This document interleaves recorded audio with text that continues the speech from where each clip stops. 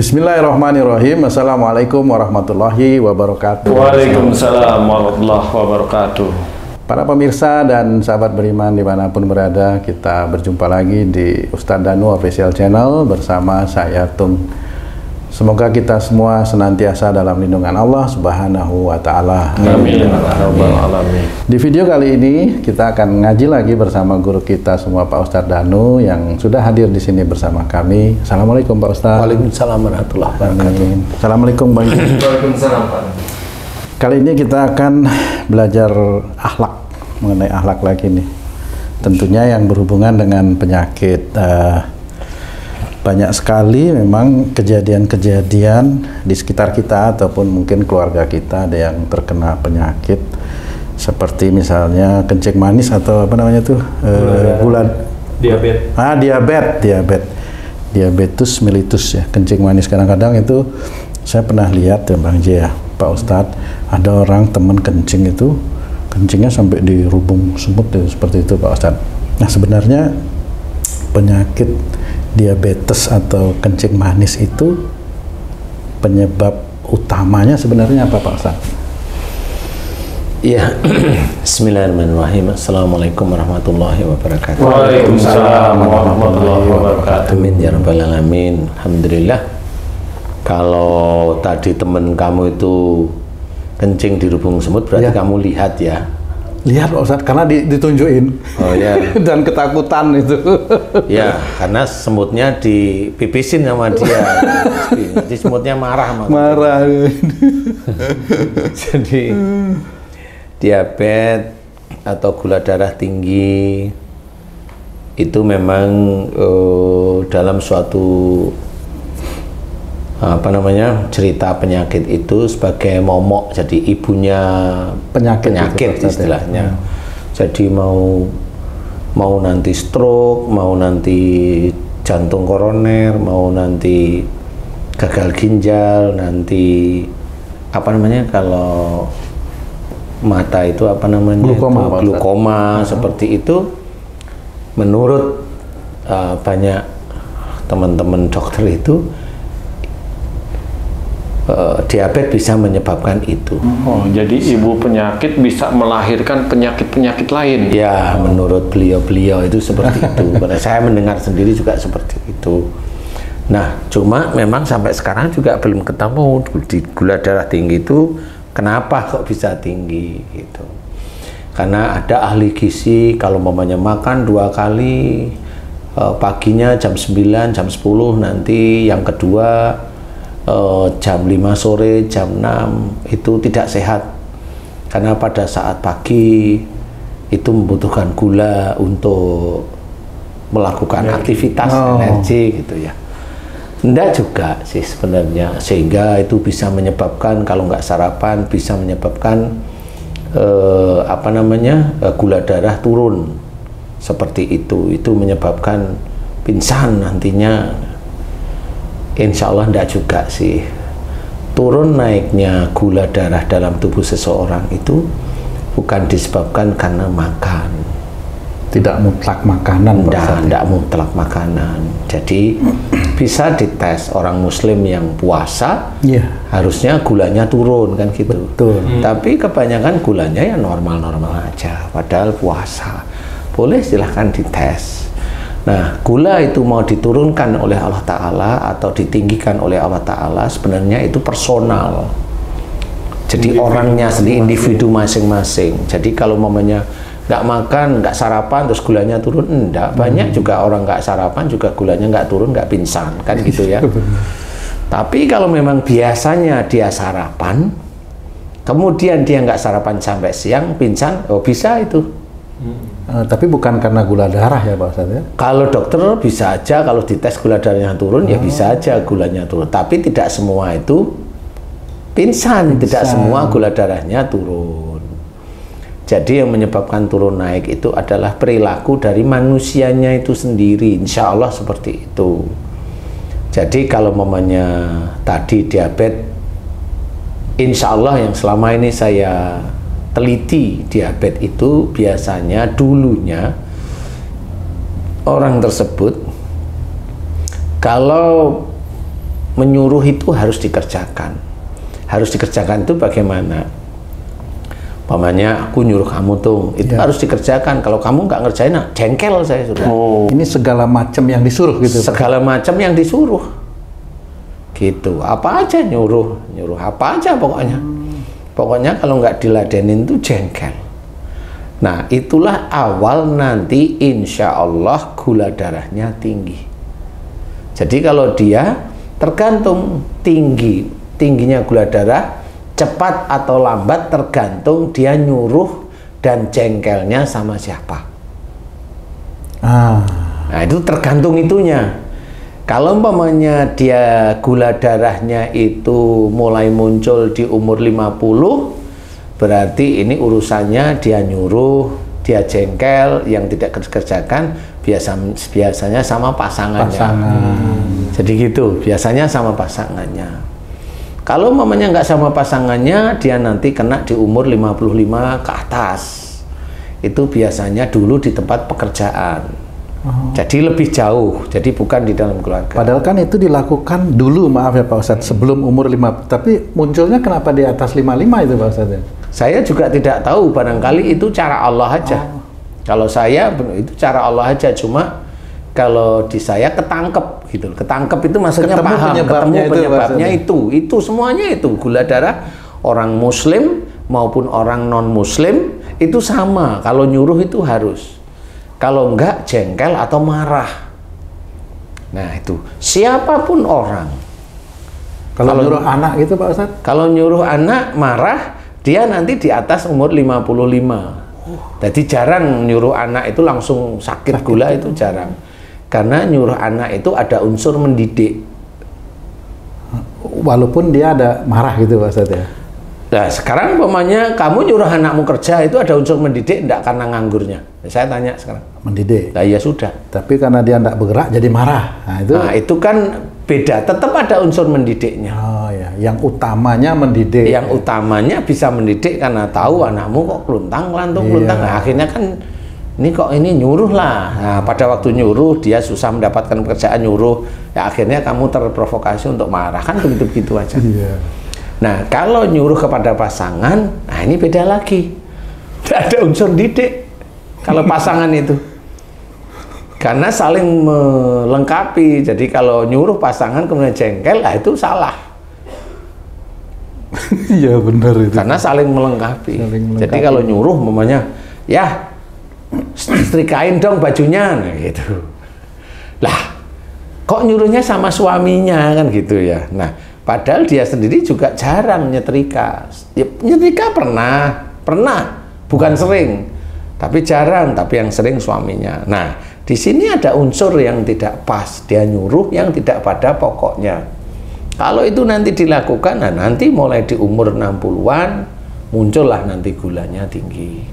Itu tidak tahu nanti gula tinggi itu. Tahu-tahu umpamanya mulai badannya habis atau sakit atau lemes terus-menerus seperti itu, baru dicek, baru dikonfirmasi tes darah, baru gulanya tinggi seperti itu. Nah tadi maaf Pak Ustadz bilang badan itu ada yang kurus, tapi di beberapa orang yang saya lihat itu ada yang gemuk Pak Ustadz dia, tapi gula juga kena gula gitu. Nah gini, kalau gemuk kena gula itu namanya ndablek.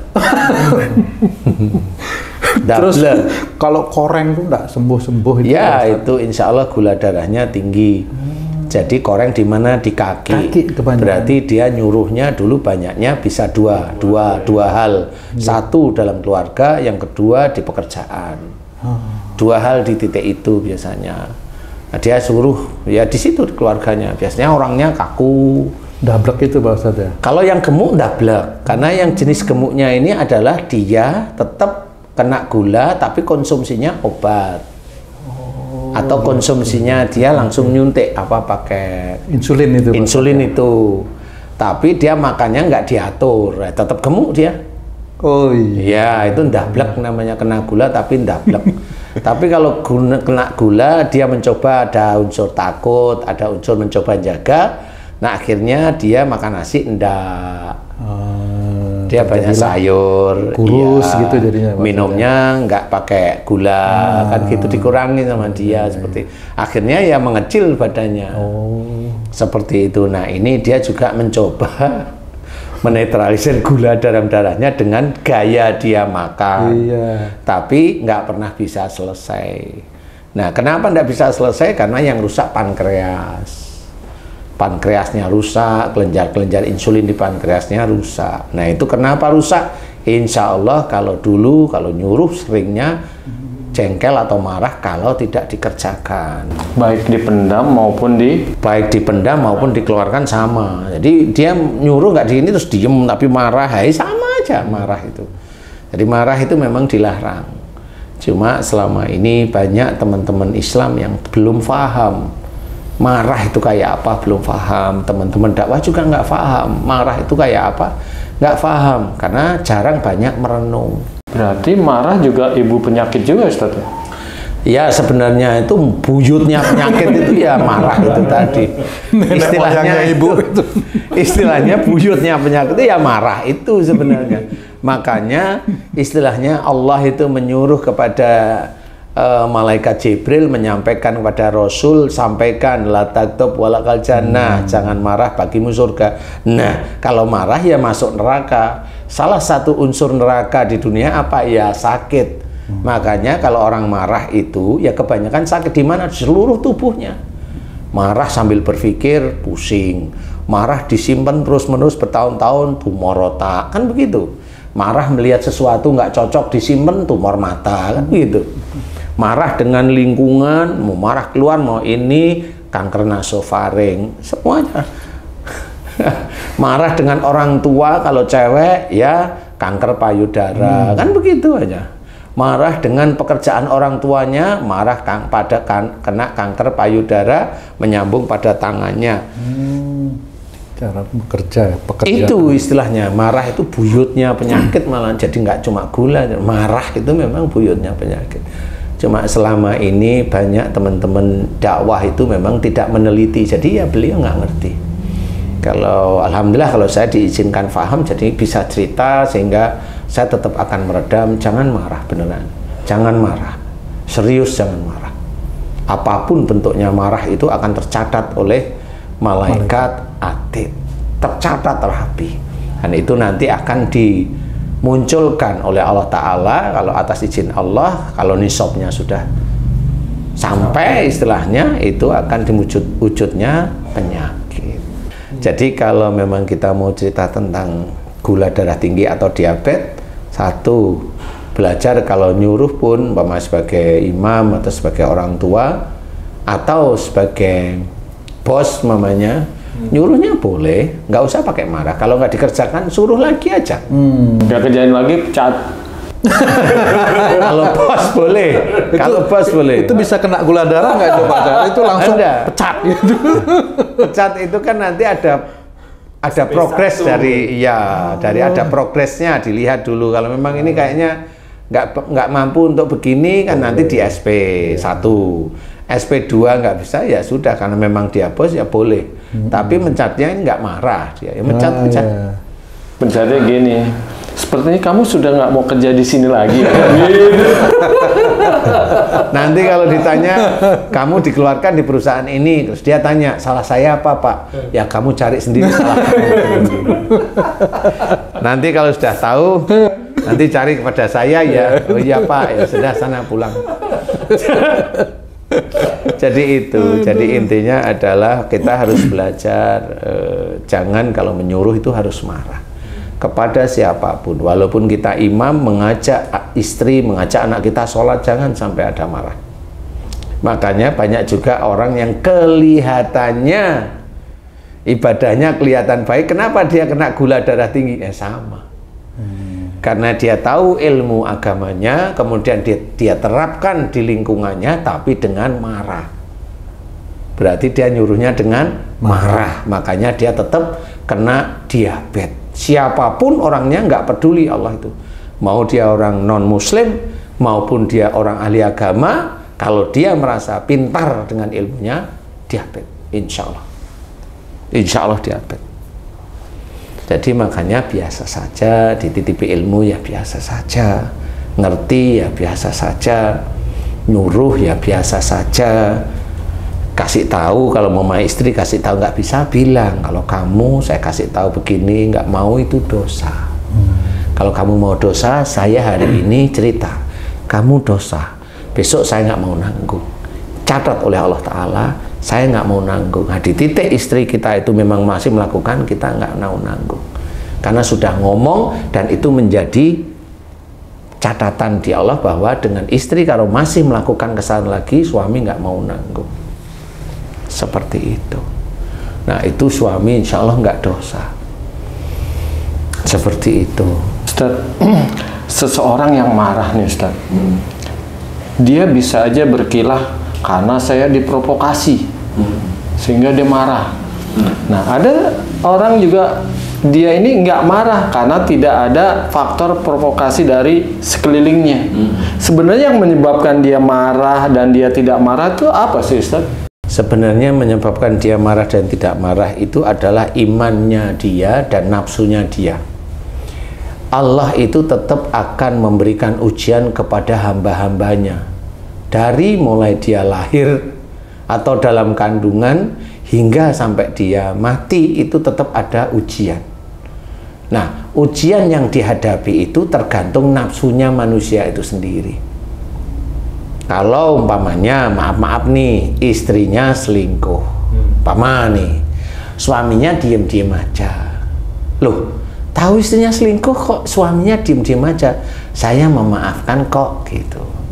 Orang lain pasti berkata, orang itu baik ya, istrinya selingkuh tapi suaminya memaafkan. Itu yang keluar di mulut. Padahal belum tentu yang keluar di mulut itu sama hatinya sama, enggak bisa. Nggak taunya suaminya bilang, saya memaafkan. Intinya bukan ini yang benar, hatinya. Hatinya apa? Kalau saya dicerai saya nggak bisa makan. Nah, itu yang benar malahan. Karena ada ketergantungan. Karena ada ketergantungan si suami dengan istrinya, makanya dibiarkan. Bukan gini, saya maafkan, besok dipulangkan istrinya. Itu kalau suaminya jadi imam. Kan beda. Kalau suaminya itu hanya cuma ikut tidur, ikut makan, mau cerita apa? Kayak umpamanya, dulunya kerja, pensiun, kemudian istrinya jadi kerja, jadi punya uang nih istrinya umpamanya. Kemudian ini kan tung nebeng. Nah, tung sendiri umpamanya, ini hanya umpama, selingkuh umpamanya. Nah, terus mau gimana terusan? Iya. Kan tergantung kalau gitu. Umpama. Tapi ya mudah-mudahan janganlah. Nah, ini harapan saya. Amin. Harapan.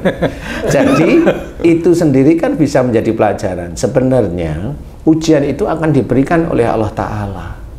Bagi orang-orang itu, dia mau marah nggak diuji dengan keadaannya. Kadang-kadang keadaannya itu, ujian itu bentuk dari perilakunya dia sendiri.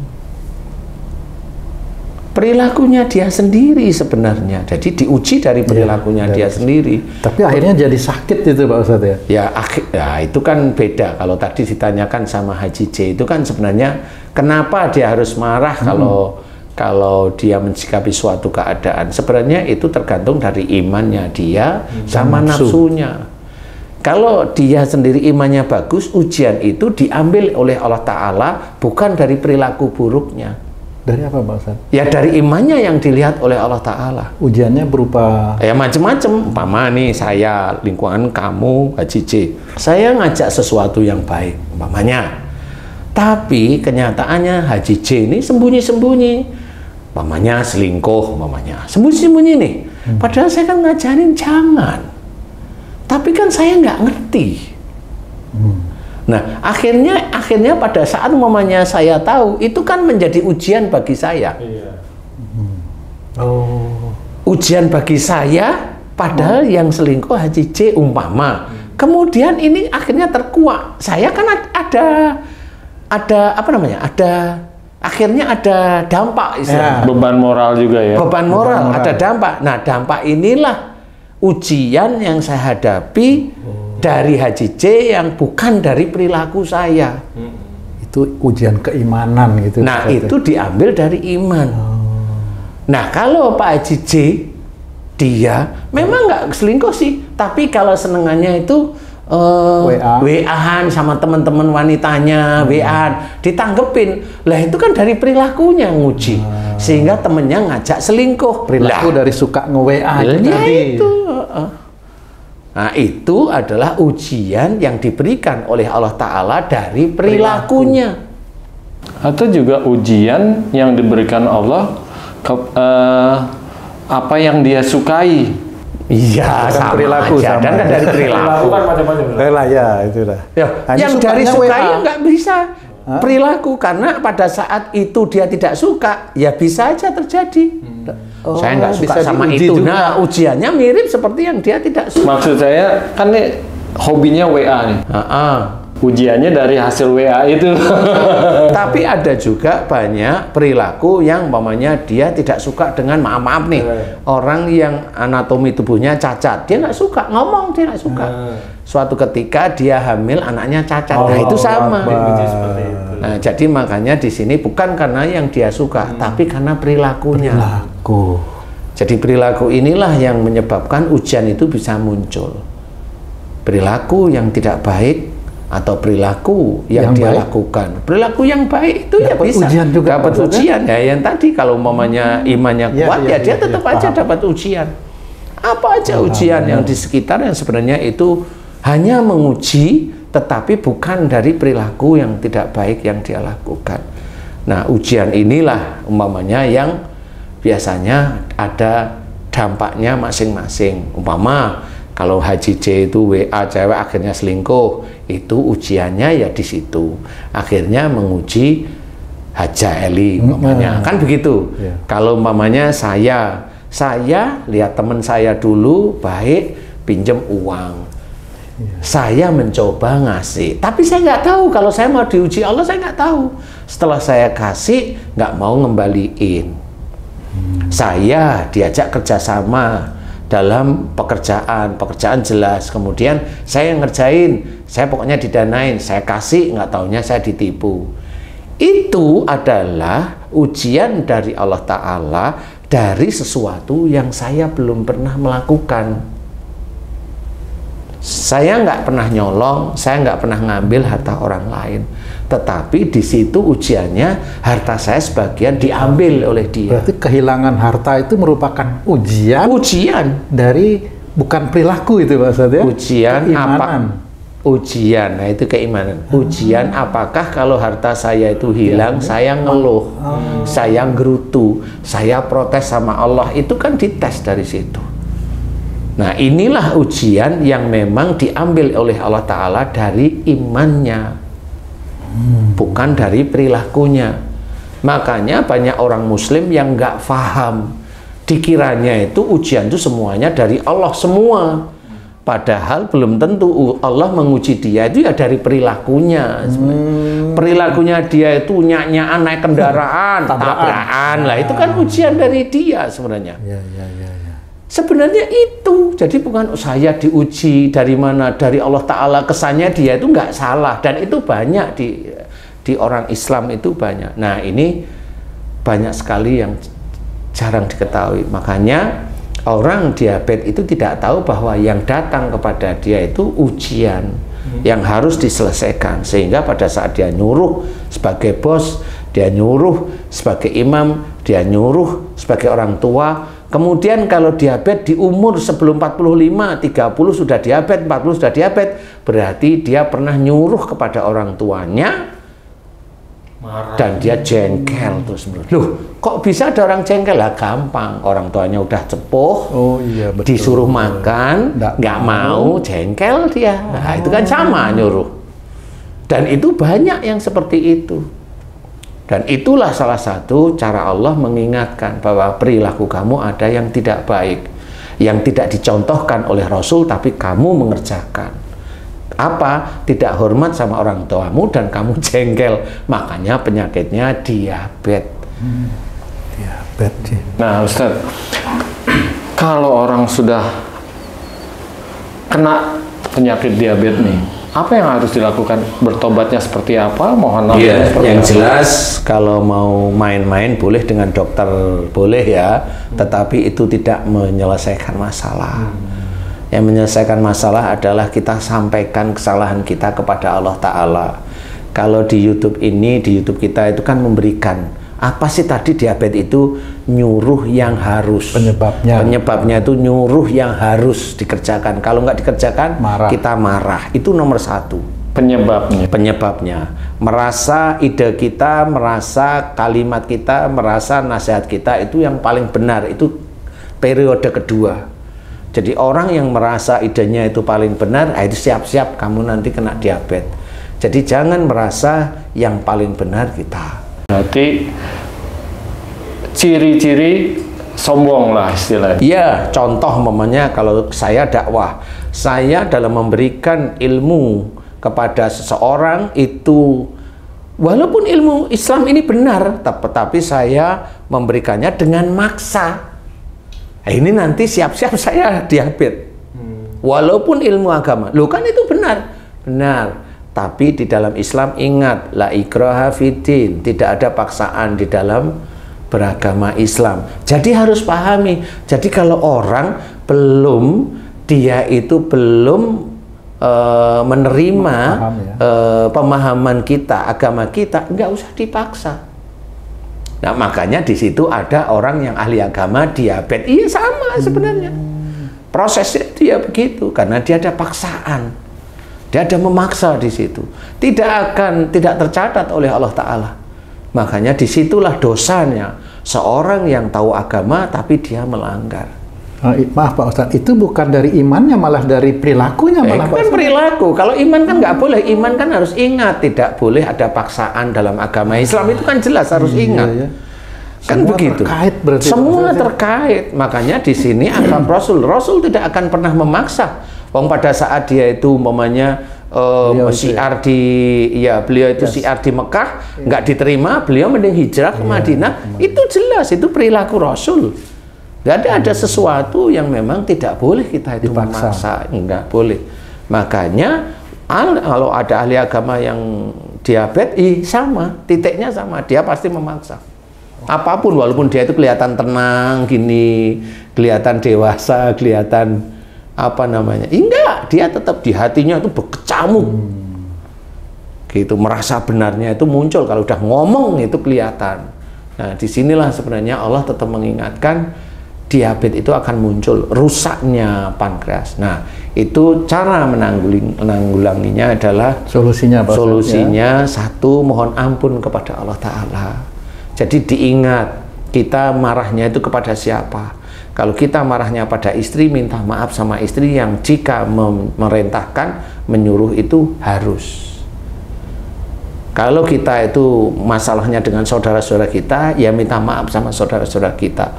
Itu di umur di atas 45, 50 tahun, itu diabetes baru muncul. Nah, itu berarti dengan pasangan kita atau dengan teman-teman di pekerjaan kita, itu diabetes itu akan muncul. Nah, kalau diabetes itu muncul sebelum umur 45, ingat, insya Allah itu menyuruh kepada orang tua dan memaksa. Memaksa itu ada kejengkelan yang tadi saya kasih tahu. Betul. Orang tuanya sudah sepuh, sakit, disuruh minum pil nggak mau, jengkel di sini. Nah itu sama sebenarnya prosesnya.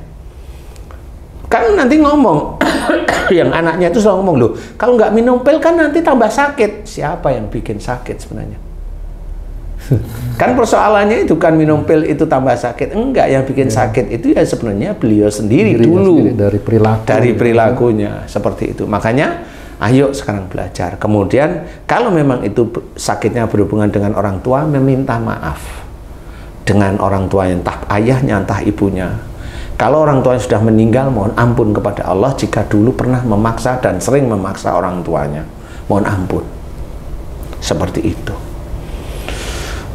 Nah, dari situ kemudian baru serius berubah. Kalau nyuruh jangan memaksa, seperti itu. Terus belajar, insya Allah nanti diabetesnya mulai turun, insya Allah normal. Mohon ampun aja di titik itu dan harus tahu salahnya. Istilahnya kalau kita itu dulu itu sering nyuri, kalau sudah taubat Ya mohon ampun ya Allah jika saya dulu sering nyuri karena untuk makan saya, jika itu dosa, ampuni dosa-dosa saya ya Allah. Dan aku memohon kepadamu ya Allah, orang yang aku curi mudah-mudahan engkau mudahkan dia dalam mencari rizki, engkau mudahkan dalam mencari rizki ya Allah, amin. Nah itu kalau dia ingat dulu mencurinya di sana, umpamanya dia mencuri 5 juta, ya kembaliin kalau dia punya uang. Kirain mencuri mangga, Ustaz. Mencuri uang. Mencuri uang, itu kembaliin. Jadi biar nggak ada tanggungan. Tapi kalau mencurinya itu lewat proyek, umpamanya kayak proyek BTS itu ya kembaliin aja uangnya.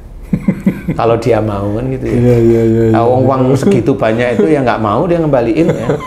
Makanya kalau ada negara bilang sita harta itu ya bener sita. Miskinkan itu udah miskinkan aja. Karena orang itu memang orang yang kurang ajar, orang yang tidak akan tersentuh oleh baunya surga seperti itu. Jangan. Nah, insya Allah kalau yang diabetes cukup doanya seperti itu, lakukan dengan istiqomah. Jangan jalankan yang seperti tadi, menyuruh dengan paksaan, menyuruh dengan marah. Kalau nggak dikerjakan marah kepada siapapun, jadilah orang yang lemah lembut seperti Rasulullah Muhammad SAW. Insya Allah mudah-mudahan diabetesnya normal kembali dan bisa aktivitas normal. Insya Allah, wallahu a'lam. Alhamdulillah, Masya Allah. Jadi tadi ada 2, mohon ampun dan berubah seperti itu Pak Ustadz ya.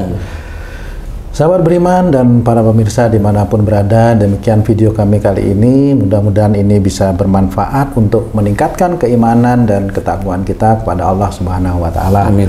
Sampai jumpa di video kami yang lain. Wassalamualaikum warahmatullahi wabarakatuh. Waalaikumsalam warahmatullahi wabarakatuh.